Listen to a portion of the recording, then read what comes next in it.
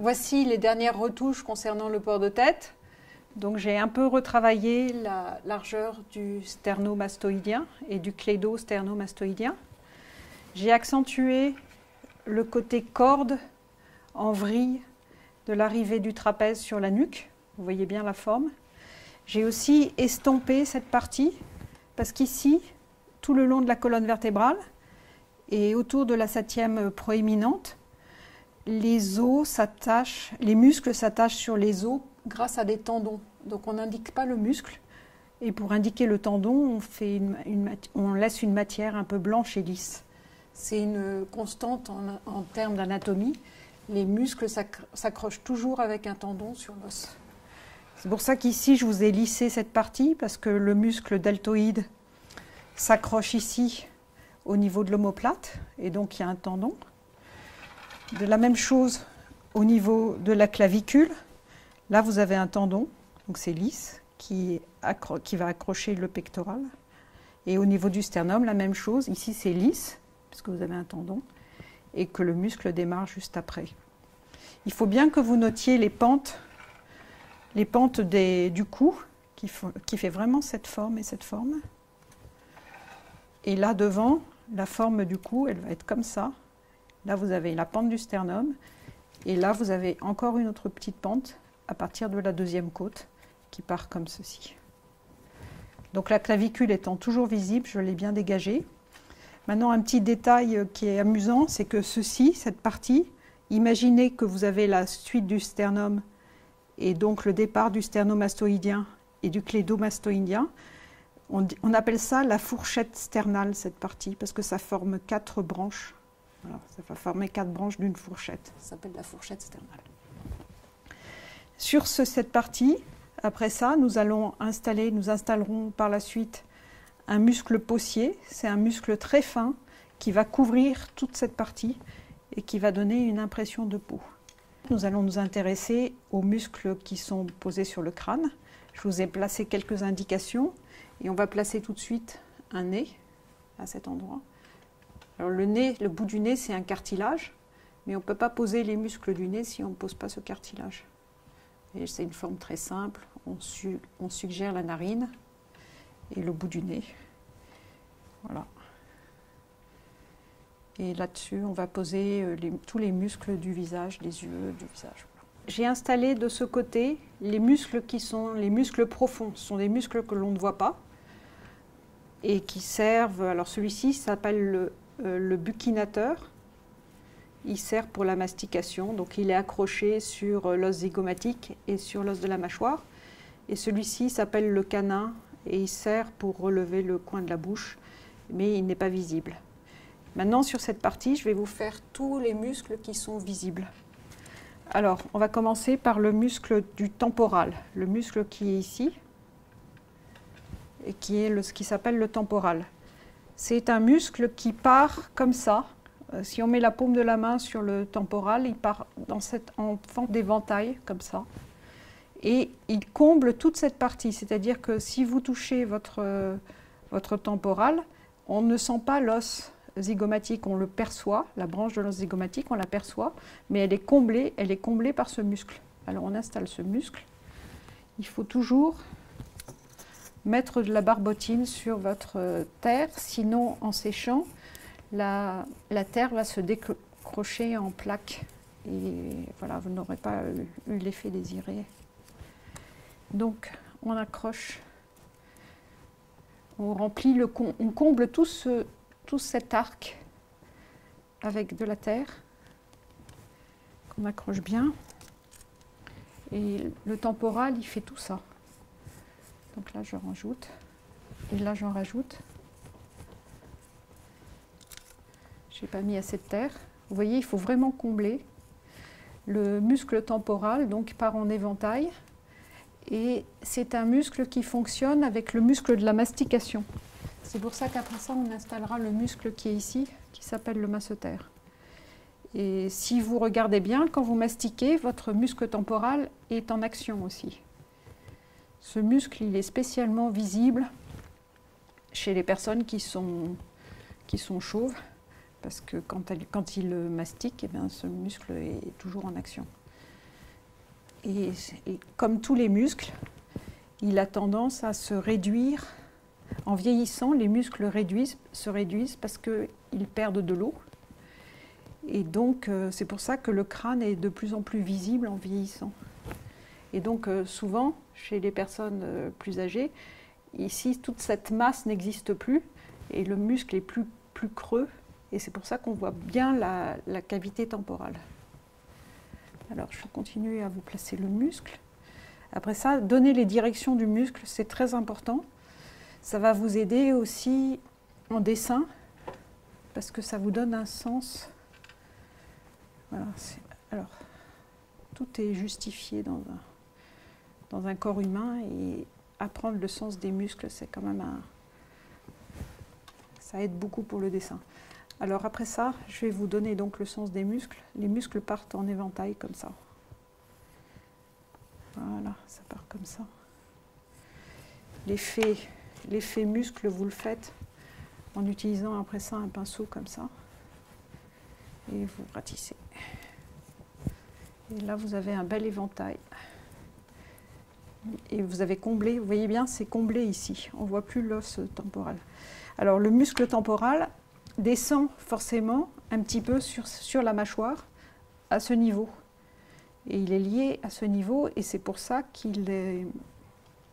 c'est pour cela que quand vous bougez le muscle temporal, le muscle fonctionne avec le muscle de la mâchoire. Donc on fait l'arrivée du muscle temporal, voilà, sur cette partie. Voilà. Maintenant, je vais vous installer le masseter. Le masseter, c'est ce muscle qui est ici.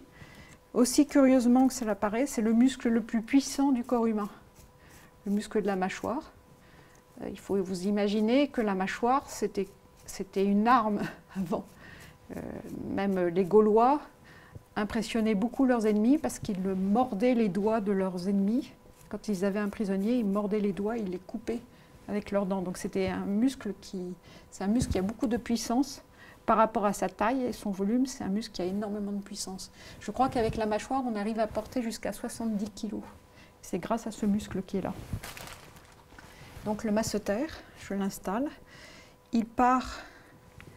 Il est accroché au niveau de l'os zygomatique en dessous et il part comme ça sur la mâchoire. Et il entoure la mâchoire aussi. Il part sous l'os de la mâchoire, donc qui s'appelle la mandibule, cette partie.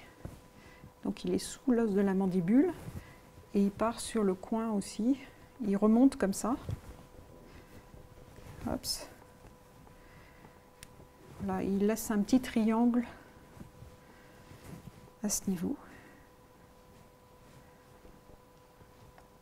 Alors c'est toujours la même histoire. L'os, donc le muscle étant attaché à un os, cette partie va être un tendon et le muscle va être ici. Voilà, c'est toujours un muscle, un tendon. Donc la partie tendineuse, je ne la dessine pas avec ma brosse. Je vais travailler le sens du muscle comme ça. Donc il part dans ce sens, en éventail dans ce sens. Bon, je trouve que ce n'est pas assez précisé, je vais utiliser ça. Et puis je vais repousser par-dessus. J'aime moyennement ça parce que ça fait un peu trop mécanique, mais quelquefois c'est pas mal de préciser mieux.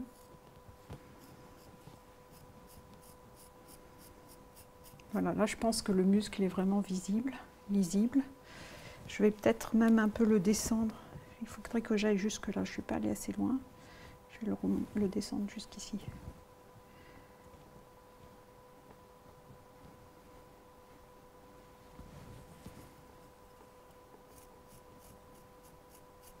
Voilà. Alors maintenant, on va continuer. On va reprendre les muscles du visage à proprement parler. Ça, c'est les muscles de la mastication, le buccinateur, le masseter et puis le muscle temporal. Maintenant, je vais vous parler des muscles qui servent aux expressions du visage. On va commencer par le muscle du front, qui s'appelle le frontal, qui est situé... Alors, comme je fais qu'une moitié, il va faire ceci, il va prendre cette forme.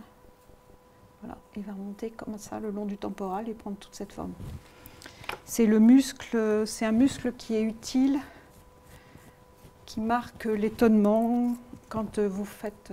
mais je vais vous montrer après ça les muscles en action, ça sera plus efficace. Ça s'appelle un muscle possier, c'est-à-dire que si vous touchez votre front, vous allez vous apercevoir que vous n'avez aucune épaisseur au niveau de ce muscle, parce que le muscle est compris dans la peau, il est compris dans la finesse de la peau. C'est pour ça que je vous fais une galette très très fine. Voilà, c'est un muscle possier, donc très très fin. Je vais vous faire le sens des muscles. Les muscles montent comme ça. Voilà, ils partent en arrondi. Peut-être un peu plus haut sur le front quand même. Voilà, jusque là, un peu juste. Alors, on ne va pas parler de tous les muscles qui sont autour de la tête, mais autour de la tête, on a le même genre de muscles possiers, des muscles très très fins, mais qu'on ne voit pas puisqu'on a des cheveux qui sont posés dessus. Donc voilà, c'est mon muscle possier. Voilà. Je vais vous parler d'un autre muscle qui est situé sur le front, qui s'appelle le pyramidal. C'est le muscle de la mauvaise humeur. Vous connaissez les rides du lion? Alors c'est un muscle qui va donner des rides dans ce sens. Oups. Et qui se présente comme ça. Voilà. Qui est en longueur et mince. Alors il faut que je me situe par rapport à ma moitié. Voilà, ça fait ça. Donc c'est un muscle qui fait ça. Qui part du nez et qui remonte sur le front comme ça. Voilà. Ça s'appelle le pyramidal, celui-ci. On l'appelle le pyramidal du nez. Je vais vous placer un autre muscle qui est le muscle. Alors je suis obligée de vous placer maintenant l'orbital des yeux. C'est un muscle qui va entourer l'œil. Donc l'œil, je vous ai placé une boule qui fait à peu près 2 cm de diamètre, que j'ai enfoncée. Il faut que la pente d'un œil soit équivalente à ça, qu'il y ait une pente comme ça. Ça ne peut pas être comme ça, ça ferait pas un œil. Il y a une pente comme ça parce que la paupière supérieure dépasse par rapport à la paupière inférieure. Donc après ça, il faut placer ce muscle. Alors, comme j'ai des petits vides, il faut savoir qu'un œil, c'est une boule qui est placée dans de la graisse. Tout ça, c'est de la graisse pour pouvoir protéger l'œil. Donc il faut combler ce vide. Alors pour combler ce vide, je vais vous faire juste des petits boudins comme ça. Et qui est accroché, le globe de l'œil, il est accroché à cet endroit. Ça s'appelle la carentule de l'œil. Et c'est pour la glande lacrymale, elle est accrochée là. Donc il faut mettre des petits boudins comme ça pour combler. Hops. Qui vont suggérer le liquide dans lequel l'œil baigne.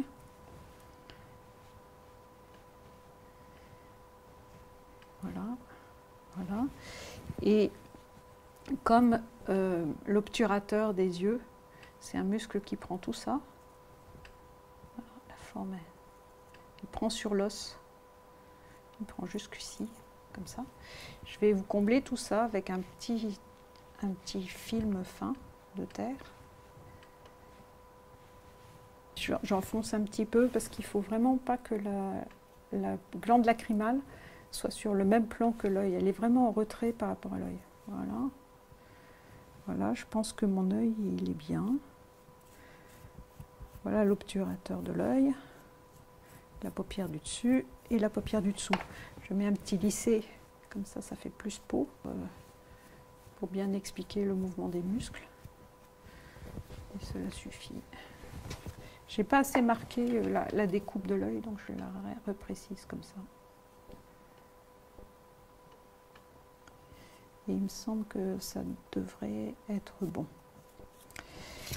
Alors, nous avons beaucoup plus de muscles pour exprimer des sentiments négatifs que des sentiments positifs. Maintenant, je vais vous parler des muscles du nez et vous allez comprendre pourquoi je vous dis ça. Il y a un muscle ici qui s'appelle le transverse du nez. Et ce muscle sert à exprimer le mépris. Quand vous sentez des mauvaises odeurs, vous froncez le muscle du nez. Voilà, donc il est là, il est situé comme ça.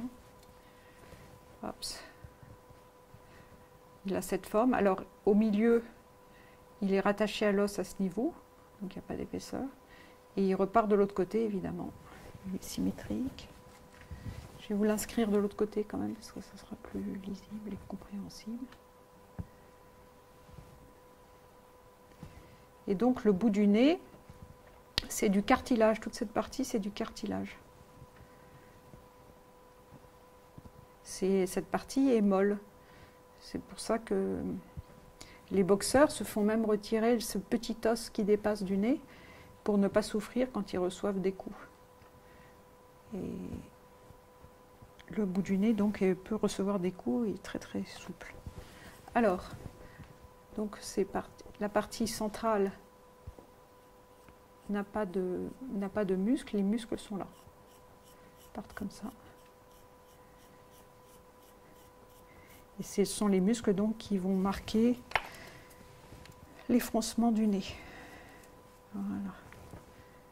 Ils ne sont pas sur la mâchoire, sur la narine. Voilà. Après ça, on va commencer.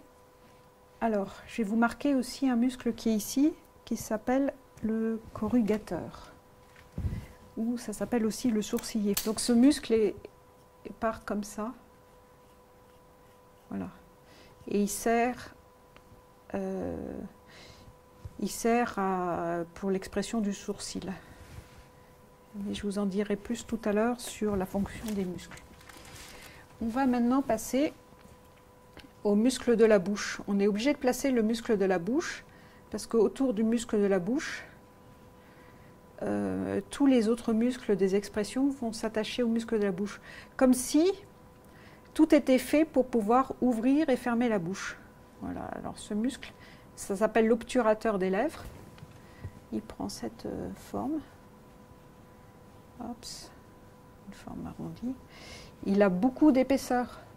On a tendance à réduire l'épaisseur de ce muscle parce qu'il faut imaginer qu'en dessous, alors oui, en dessous, on a des dents qui vont en avant.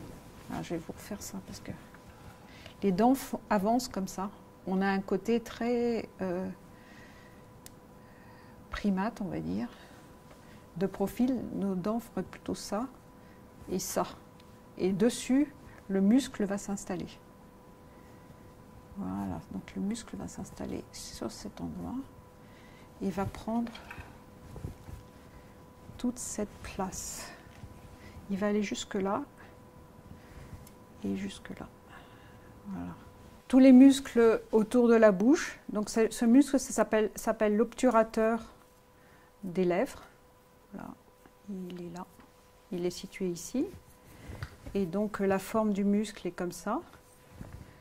J'ai donné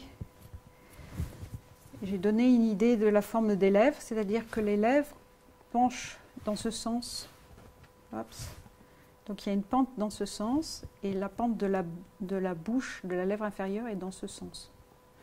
Vous voyez, ce sens et ce sens. Voilà, parce que les lèvres ne sont pas dans le même sens.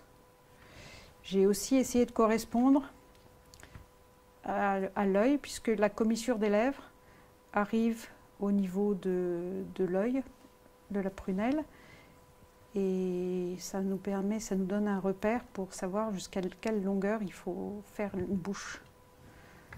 Donc je commence. Alors je travaille mon obturateur des lèvres. Je vais rajouter 3 petits muscles, mais je n'ai pas le temps de les travailler maintenant. Les petits muscles qui sont sur les lèvres. Donc la lèvre supérieure a 3 muscles, on les appelle des nodules, 3 petits nodules, un là et 2 sur les côtés.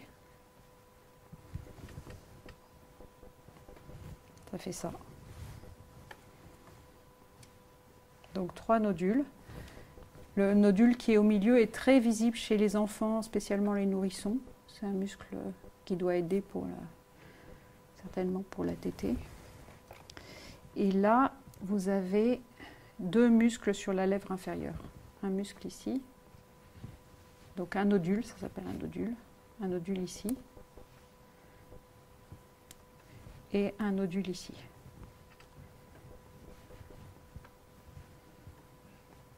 Donc voilà. Maintenant je vous les retire parce que vous allez les étudier après. Enfin, je les aplatis. Et on va les étudier quand on va faire une bouche, de toute façon. Et on continue nos muscles du visage. Donc je travaille l'obturateur des lèvres. Il est comme ça. Et sur l'obturateur des lèvres, donc je vais mettre tous les muscles qui servent à écarter les lèvres, à actionner la bouche pour parler et pour manger. Donc on va travailler sur l'élévateur du nez et de la lèvre. C'est un muscle qui part d'ici et qui va arriver en deux parties.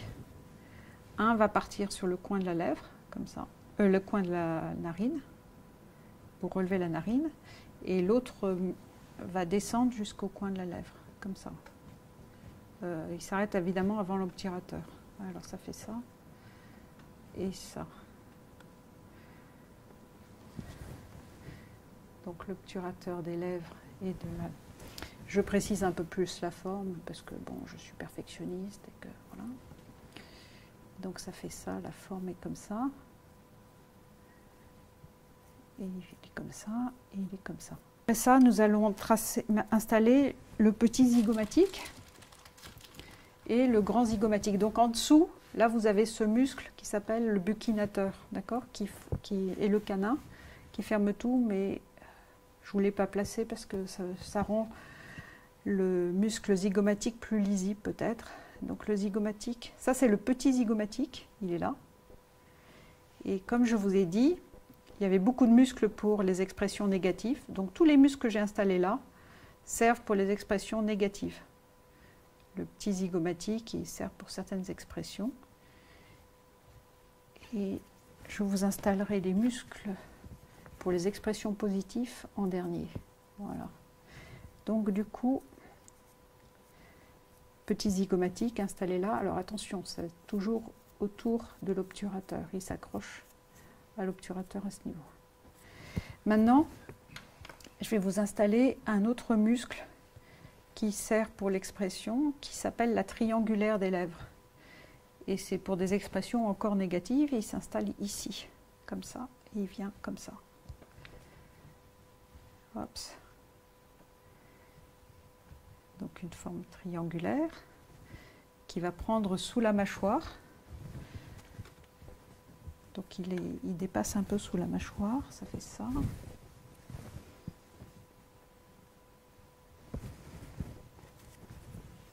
Il part dans ce sens.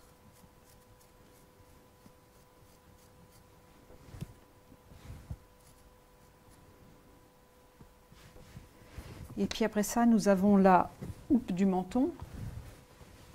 Alors ça s'appelle la houppe du menton, c'est un muscle qui sert... Vous savez, quand on fronce le menton, c'est ce muscle qui est utilisé, la houppe du menton. Et ça s'appelle le carré du menton. Et qui arrive d'ailleurs, il arrive en dessous de celui-ci. Et il fait comme ça. C'est aussi un muscle triangulaire qui part comme ça, qui va s'attacher à l'obturateur des lèvres. Donc là, il va toujours prendre un petit peu en dessous de la mâchoire, c'est normal, parce qu'il faut bien qu'il s'accroche à l'os quelque part. Et donc sa forme est comme ça. Voilà, l'obturateur triangulaire des lèvres. Triangulaire des lèvres, c'est vraiment pas un muscle aimable. C'est le muscle des gens qui sont toujours fâchés. Et donc ça, c'est la houppe du menton qui part comme ça.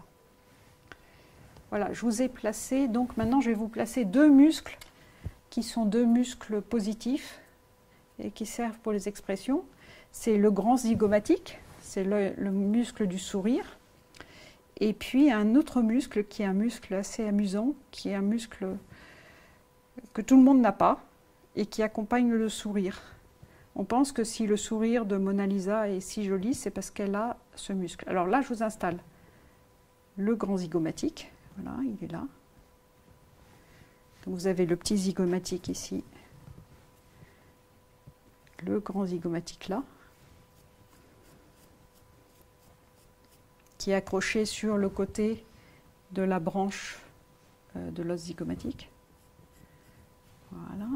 Donc ici, il arrive sous forme de tendon. Là, on est toujours sur l'obturateur des lèvres. Et alors, ce muscle assez joli qui accompagne le sourire s'appelle le risorius et il part d'ici et ici. Mais il est accroché sur quelque chose de il a une spécificité. D'abord, il est irrégulier. C'est-à-dire que certaines personnes peuvent avoir un risorius et pas deux. Et puis, tout le monde n'a pas forcément un risorius. Et le risorius, c'est un muscle qui accompagne le sourire, mais qui est accroché directement sur la peau.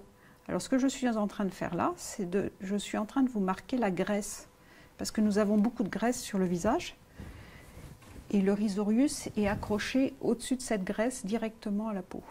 Voilà. Donc, je vous ai marqué la graisse avec des petites boules. Et maintenant, je vous place le risorius qui part comme ça,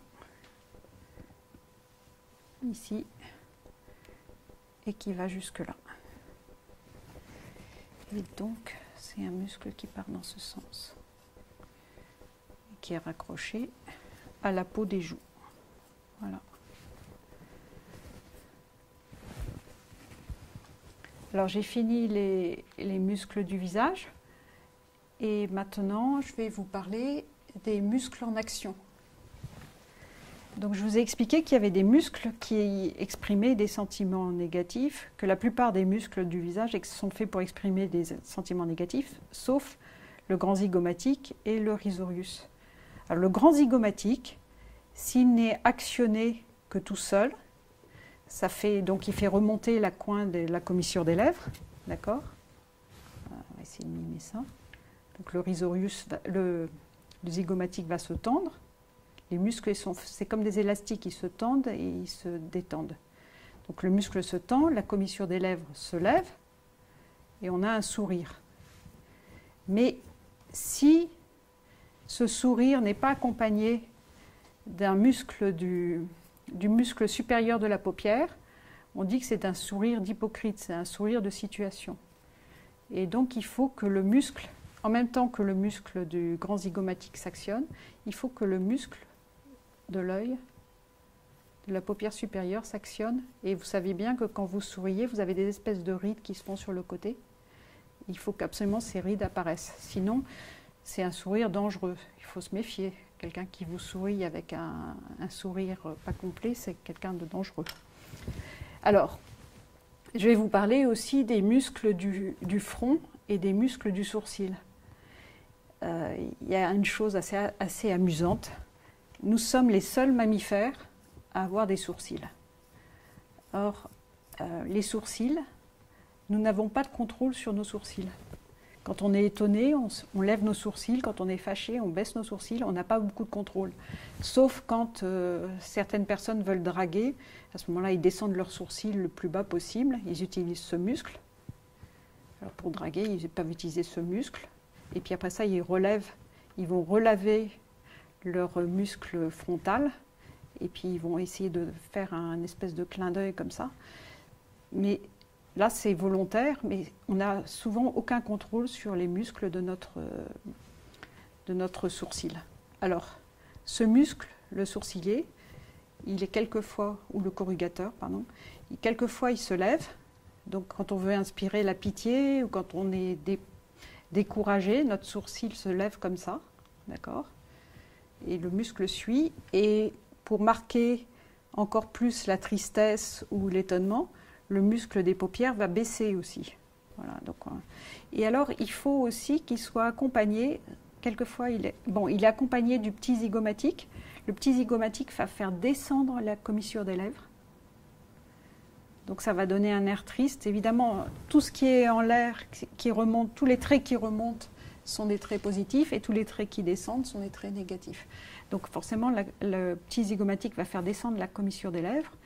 Et puis, ça peut être accompagné aussi d'un mouvement avec le nez, c'est-à-dire que l'élévateur du nez peut se relever. Et ça aussi, ça peut aider à baisser la lèvre. Et donc là, vous avez vraiment le désespoir qui s'inscrit sur un visage. Et les enfants utilisent beaucoup ces muscles pour ce qu'on appelle chouiner. C'est-à-dire quand ils veulent apitoyer quelqu'un et qu'ils veulent obtenir quelque chose, ils sont capables d'utiliser tous ces muscles en les accentuant. On va continuer sur le sourcil et sur les expressions négatives. Donc, quand on est fâché, le sourcilier se met comme ça, il descend, d'accord, et le pyramidal se creuse. C'est-à-dire que quand vous avez quelqu'un qui a des expressions, des rides ici, et le pyramidal qui descend, le corrugateur qui est comme ça et tout, vous pouvez vous méfier de ses intentions. L'étonnement, donc, est marqué souvent par le muscle du front, le frontal, qui va faire des rides. Alors, cette partie, c'est encore le muscle frontal. Le muscle frontal peut se lever et peut faire des rides comme ça sur le front pour marquer l'étonnement. C'est des rides qui se suivent d'ailleurs assez régulières et ça va marquer l'étonnement. Donc on efface la ride du lion, le fait fâché, on remet le sourcil en position normale. Donc tout se lève comme ça, on arrondit. Voilà. En règle générale, on dit que les hommes ont le sourcil plus bas que les femmes. Les femmes ont le sourcil qui épouse l'arcade sourcilière et les hommes ont un sourcil plus bas. Et on dit que les hommes sont éternellement fâchés, parce qu'ils auraient plutôt tendance à avoir le sourcil comme ça, et les femmes éternellement émerveillées, parce qu'on a plutôt une forme de sourcil comme ça. Et nous allons passer aux muscles qui sont au niveau du menton. Ce muscle qui est là, c'est un muscle assez terrible, ça s'appelle la triangulaire des lèvres. C'est le muscle qui est redouté par tout le monde, c'est le muscle de la mauvaise humeur. Quand on a la bouche qui descend comme ça, et la triangulaire des lèvres, elle est comme ça, ça fait un air très sinistre. Et il y a même des personnes qui ont en permanence la triangulaire des lèvres accentuée et qui restent comme ça. La triangulaire des lèvres, donc, qui fait descendre ce muscle de la bouche, qui donne un air assez mauvais. Et c'est accompagné par les muscles du menton. Les muscles du menton, ici, au niveau de la houppe du menton, c'est des muscles qui vont faire des fronces comme ça. Et puis celui-ci, il sert à actionner aussi la lèvre. Il n'est pas très important dans les expressions.